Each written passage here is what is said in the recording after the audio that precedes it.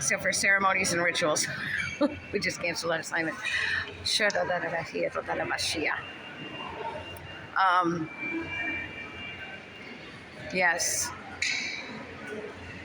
Military, diplomatic, and personal, well, we just cancel all ritual assignments. There was not enough time to finish constructing the tomb before the unknown's 1921 burial ceremony, and the structure remained incomplete until 1932.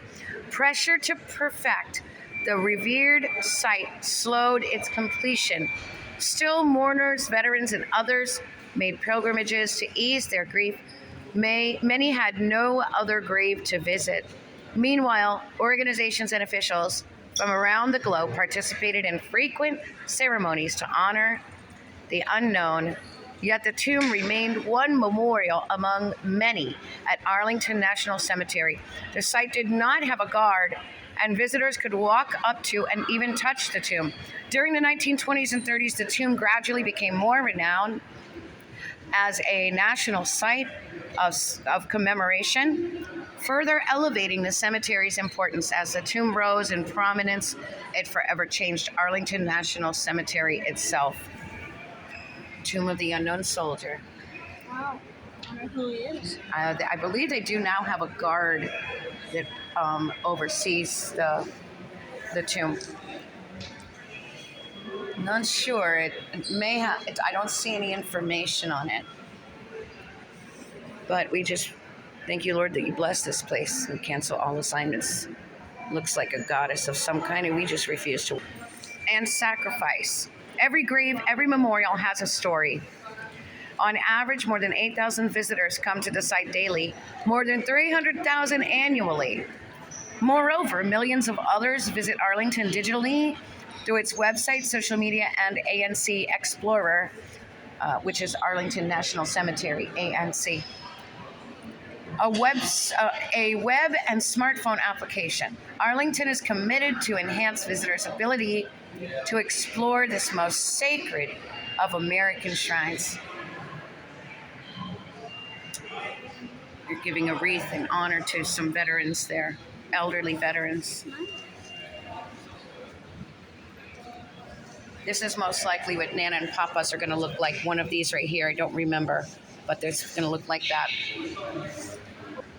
This one's for you, Brother Stephen. This is the U.S. Marine Corps. After a succession of wars that resulted in more unidentified American service members, the United States continued the tradition of interring unknowns at the tomb of the unknown soldier. In 1958, unknowns from World War II and the Korean War were buried alongside the World War I unknown. Pretty amazing. The decision distinguished the United States from other nations, most of which did not add more unknowns to their tombs.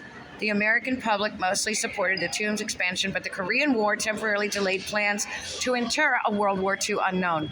On Memorial Day 1958, the nation paused for a dual funeral for the unknowns from World War II and the Korean War. The ceremony recreated many of the 1921 events.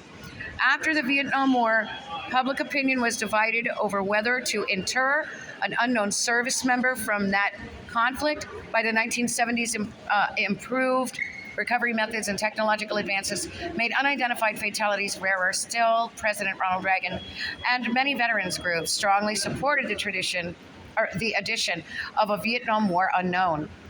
On Memorial Day 1984, the Vietnam War unknown, selected from a limited group of candidates, joined his comrades at the tomb. However, to decide to disinter the Vietnam unknown in 1998, he was subsequently identified through DNA analysis as U.S. Air Force First Lieutenant Michael Blassie, whose family had urged the government to investigate this possibility. The empty crypt now honors all missing service members from the Vietnam War. The era of the unknown soldier, it seemed, had come to a close. So this is when they had that amazing ceremony for him. There he is. That's the young man that they were finally able to identify through DNA. The unknown soldier. and his family could finally have some closure. Give me that. May 14th, 1998. 7 days after your birthday, but several years before you were born. All right. So that young.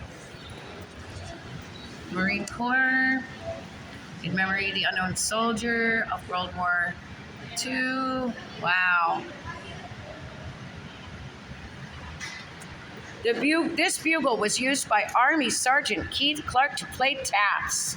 Taps is the very sad song that they play at a burial. Do, do, do, I know. do, do. Yep. At the burial of President John F. Kennedy on November 25th, 1963. All right, let's see if we can get on a